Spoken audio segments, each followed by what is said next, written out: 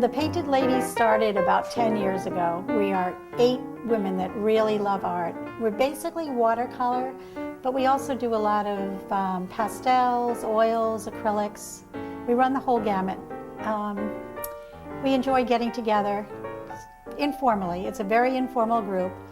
And we meet when we can on Mondays at the library, and we paint, and then we're fortunate to be able to show in a couple shows in town and around in surrounding area. And we do some charity work. We try to dedicate some of our art to fundraising for different events. But basically we just hang out and paint. So that's 1926, that a Ford vegetable wagon. Awesome. Made from a Model T Ford. Yeah. Yeah.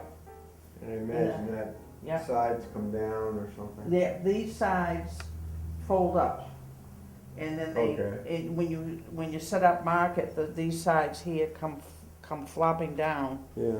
And you can put things on it. And it's pretty nice the way they have it set up. We all take turns sitting here at the windmill, and the person on duty today is Rita Quinn. Rita does a lot of acrylics and oils and watercolors. She's very versatile.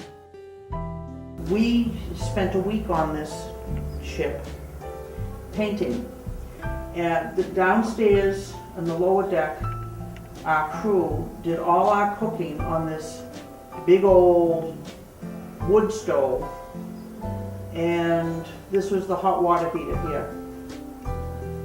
And this is all the utensils that they used to use for the cooking. Everything was very rustic. A lot of things were very old-fashioned, and they utilized it, and they put out a very nice meal off of that wood stove, morning, noon, and night. And that was all they had to cook on. And so the other person here today is Lynn Villari, and she does basically watercolor, but she does some awesome acrylics too. I'm strictly watercolor. I don't know how these women do it. I really don't.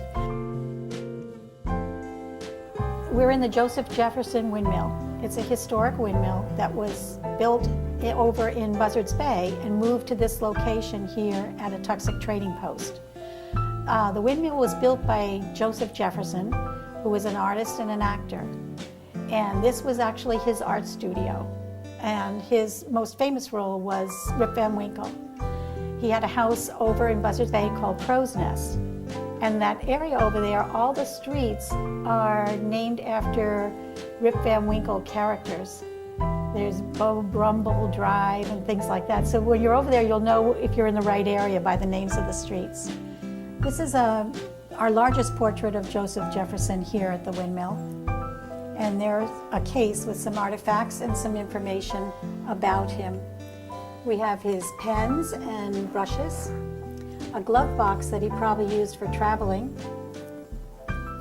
a souvenir plaque of Crow's Nest, his home, and an interior shot. And I think this must have been the front entry from what I can see. We almost feel like Joseph Jefferson hangs out here a little bit. When things go right, we figure it's Joseph. When things go wrong, we figure it's us. We contribute a part of our proceeds from sales here at the windmill to the Historic Society to more or less thank them, but also to help them in their mission to keep this wonderful, wonderful campus going. We're open on Tuesday through Sunday from 11 to 4, and there's always somebody here. Please come down, come inside, enjoy the art. It changes the first of every month, so you can come back many times and see many things.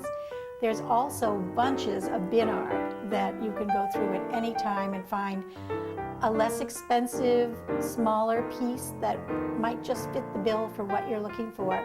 Art makes a lovely gift. It really does. So it's just great to bring your guests in and let them pick up something, and they might want to buy you something too.